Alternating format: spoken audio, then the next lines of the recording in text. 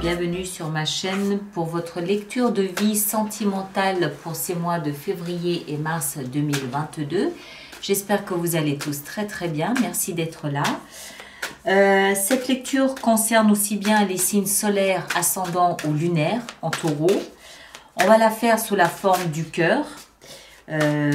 Pour ceux qui n'ont pas l'habitude, je rappelle que le côté droit du cœur, ma droite à moi, c'est pour le signe pour lequel je lis, à savoir vous, taureau. Et l'autre côté, c'est pour l'autre. Sentez-vous libre d'interchanger si vous vous reconnaissez davantage dans le côté gauche que celui qui vous est initialement attribué.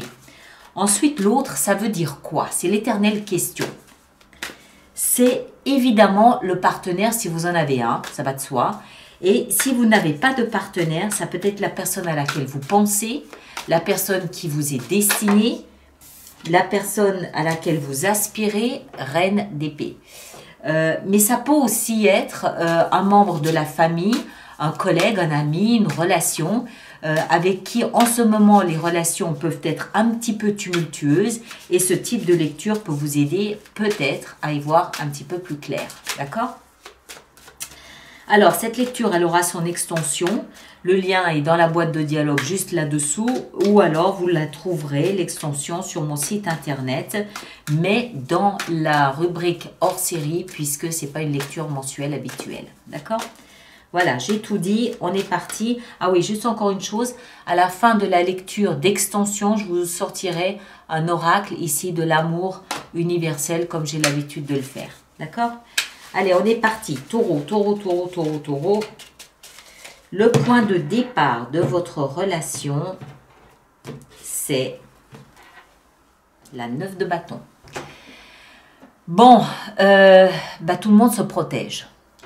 On est là, mais tout le monde se protège, on se barricade, on se sent peut-être vulnérable, fragile face à l'autre en ce moment. La relation s'épuise peut-être d'elle-même, elle a peut-être plus beaucoup de carburant, elle a peut-être plus beaucoup de combustible. On est peut-être un petit peu méfiant l'un en face de l'autre. Voilà, enfin c'est pas ce qu'il y a de mieux pour une Saint-Valentin. Hein. On le voit. Hein. Regardez l'illustration, c'est je suis là, mais attention. Voilà. On continue. Votre état d'esprit à vous, 2 de coupe. Waouh! 2 de coupe et impératrice. Alors, vous, par contre, vous êtes complètement connecté à l'âme sœur que peut représenter cette personne. 2 de coupe, c'est que vous êtes dans votre tête persuadé d'avoir en face de vous votre alter ego, votre double. Et non seulement ça, mais ça génère en vous une abondance d'amour, une générosité, peut-être même des envies d'accueillir un enfant dans votre foyer. Voilà, ça vous donne une envie de procréation, ça vous donne envie de faire des choses, ça stimule l'amour que vous avez et voilà, vous êtes mais sur un petit nuage. Bon, l'état d'esprit de l'autre. As de bâton, oh punaise, et le monde. Alors, ici, le monde, je ne pense pas qu'il signifie la fin de quelque chose. Je pense qu'ici, il signifie pour l'autre l'apothéose. Moi, je crois que l'autre vous regarde un petit peu comme un trophée. Vous êtes son cadeau. Vous êtes, pour lui, vous représentez Noël. L'as de bâton nous explique que dans sa tête, l'autre, il est parti pour un nouveau départ. Il est parti pour quelque chose de... Ok, on va mettre en place quelque chose de nouveau, mais quelque chose de puissant, quelque chose de volcanique, quelque chose de très sexuel, peut-être aussi.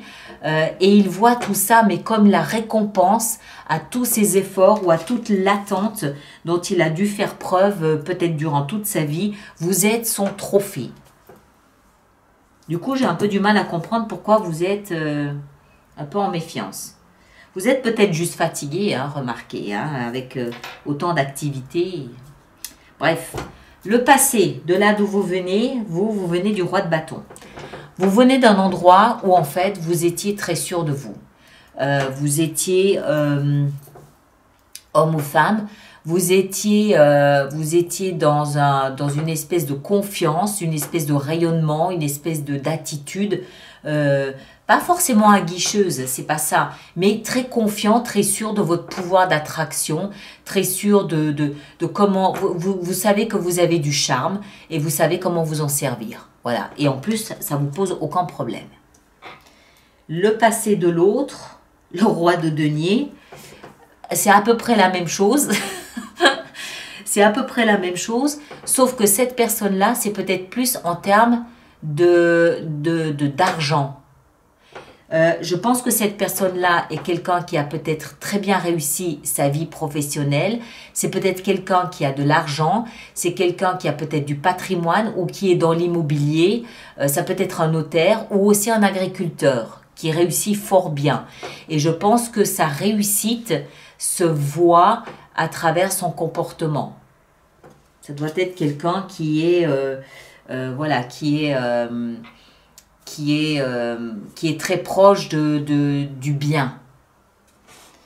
Les actions que vous vous engagez ici, on a la 7 de denier et la 2 de denier. Ok, alors, même si c'est tout beau, tout feu, tout flamme dans votre état d'esprit, vous êtes maintenant dans une démarche de réflexion. Oui, de réflexion. Vous êtes dans une démarche plutôt de bilan. Vous êtes en train de vous demander si cette relation vaut la peine. Est-ce que ça en vaut la peine? Il y a des choix à faire, il y a des décisions à prendre, il y a du mouvement qui va se préparer. Mais pour que ce mouvement se prépare, il faut qu'en amont, vous sachiez ce que vous vouliez et où vous en êtes. En termes d'émotion, en termes d'engagement, en termes de peut-être même de travail, en termes de ce que vous voulez. Et de ce que vous êtes nourri de par cette relation ou pas. D'accord? Il y a une période ici où voilà, vous allez vous interroger sur est-ce que le résultat en vaut la chandelle? Est-ce que ma récolte, c'est la période de la moisson, est-ce que ma récolte est à la hauteur de mes attentes? Oui, non. Sachant que tout de suite derrière, il va y avoir des choix à faire. Ça, vous le savez. D'accord? Alors après, les engagements pris par votre partenaire, le valet de denier et la 5 de coupe. Alors, le partenaire, il était probablement dans quelque chose d'autre avant d'entrer dans cette relation avec vous. Parce qu'il doit laisser la nostalgie du passé derrière lui. Cette nostalgie peut concerner un enfant. Ça peut être le cas. Mais si ce n'est pas un enfant, cette nostalgie qu'il doit laisser derrière lui va lui permettre de démarrer quelque chose de nouveau, probablement avec vous. D'accord? Donc c'est pareil, il y a un travail ici à faire où il doit ne plus s'embarrasser de regrets. Il ne doit plus être, il est peut-être encore rattaché avec un fil au passé. Et il doit se détacher de ça pour commencer quelque chose de nouveau. À moins que, encore une fois, ce dont il doit se détacher du passé ne soit un enfant ou un adolescent. Le conseil qui vous est donné à vous, chevalier de coupe. Alors, chevalier de coupe, il peut dans un premier temps nous parler... En fait, ce chevalier de coupe, il a un plateau. Et sur ce plateau, il a posé son cœur, simplement. Et avec ce plateau et son cœur dessus, il va aller voir l'autre.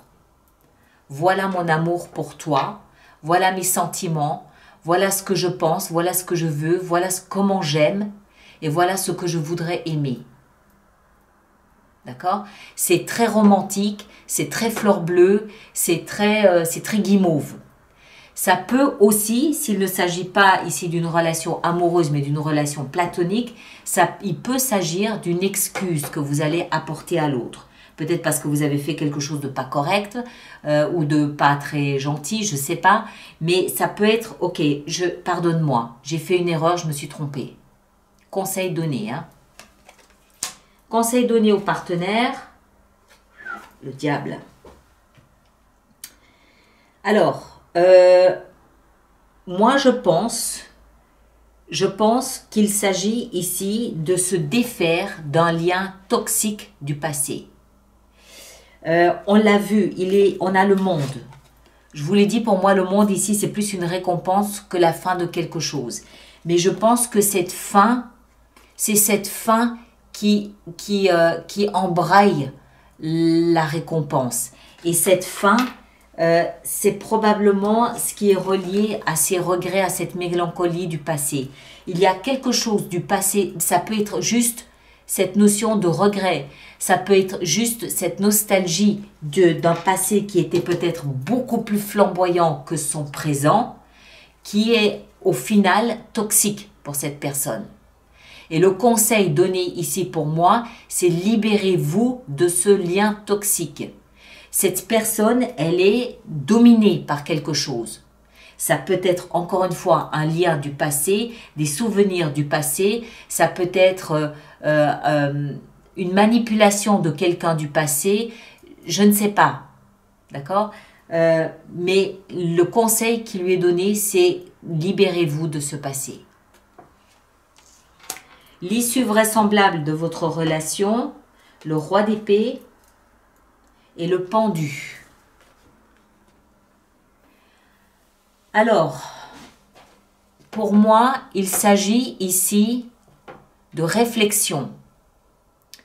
Le pendu, c'est celui qui va se mettre dans un cocon là, hein, qui va se mettre dans une espèce de... C'est celui qui va prendre de la hauteur. Pourquoi? Parce que quand on a le nez sur un problème, ben on voit qu'une partie du problème. En prenant de la hauteur, on voit la totalité de ce qui se passe ici. Peut-être que vous êtes embêté par un partenaire qui a encore un fil à la patte par rapport au passé. C'est fort possible. Donc, conseil donné à tous les deux, prenez de la hauteur et portez sur votre relation un regard sous un autre angle. Partant de là, parlez, communiquez. Le roi d'épée, c'est le joueur d'échecs. C'est celui qui va analyser la situation pour pouvoir établir une stratégie. D'accord? Mais pour établir une stratégie, il faut avoir une vue de l'ensemble du problème et pas juste d'une partie du problème. Donc, l'issue possible de la relation, je me répète, prenez de la hauteur tous les deux, observez ce que vous avez à observer, mettez-vous ensemble et échangez, communiquez, établissez une stratégie pour faire de votre relation quelque chose de plus épanouissant. Vous êtes méfiants l'un face à l'autre. Et je pense qu'en ce qui vous concerne, c'est parce que vous vous rendez compte que l'ombre du passé est toujours présent ici dans la vie de votre partenaire. Et que cette ombre est quelque chose qui l'étouffe. Et quelque chose qui est toxique pour votre partenaire. D'accord? Alors, on va faire notre extension. Donc, on laisse le passé derrière. On ramène tout ça. Voilà, comme ça. Donc, je rappelle que cette extension est sur mon site internet et qu'en fin de lecture d'extension, je vous sortirai encore un oracle ici de l'amour universel. Hein, d'accord? Alors, on est parti. 9 de bâton au point de départ de votre relation. Qu'est-ce qu'on a? Oups, il y en a trop. 9 de bâton. Qu'est-ce qu'on a? Oh, le diable. Je martèle que ce qui vous rend méfiant, vous surtout, ce qui vous rend méfiant, c'est quelque chose qui est dans le passé de votre partenaire et qui empoisonne votre relation et qui fait que vous êtes là, hein, comme la 9 de bâton, vous êtes là, mais vous êtes un peu méfiant, un peu sur vos gardes. Alors, on va voir votre état d'esprit. Quel est votre état d'esprit? 9 de denier, très bien. L'état d'esprit de votre partenaire. Le jugement, excellent, superbe, superbe. Attendez, comment ça va? C'est comme ça que ça va. Maintenant, les actions que vous vous engagez, quelles sont-elles? 7 de denier et puis 2 de denier, c'était le bilan, faire le point sur la situation avec la reine d'épée, ça me paraît absolument logique. Votre partenaire avec la 5 de coupe et laisser les regrets dans le passé, la force, oui, il va falloir en avoir. Vous, le conseil donné, chevalier de coupe, 7 d'épée, waouh, là il faudra en rajouter. Et le partenaire avec le diable dans le conseil, 7 de bâton. C'est absolument logique. Se battre pour ce qui est important. Et l'issue vraisemblable de votre relation, ici, on a les amants. Eh ben voilà, on y arrive. D'accord? On y arrive. 4 de coupe. Vous allez vous battre. Bon, allez, je m'arrête ici. Donc, merci de laisser surtout, s'il vous plaît, vos commentaires sur YouTube pour les autres personnes du signe du Taureau. Pour la communauté, c'est toujours intéressant. Merci de partager, de liker, de vous abonner. Ça, c'est important pour moi. Et puis, nous, on se retrouve le 25 février prochain pour les lectures du mois de mars. Ceux qui me rejoignent pour l'extension, le lien est là-dessous. D'accord? Merci à vous tous et à bientôt.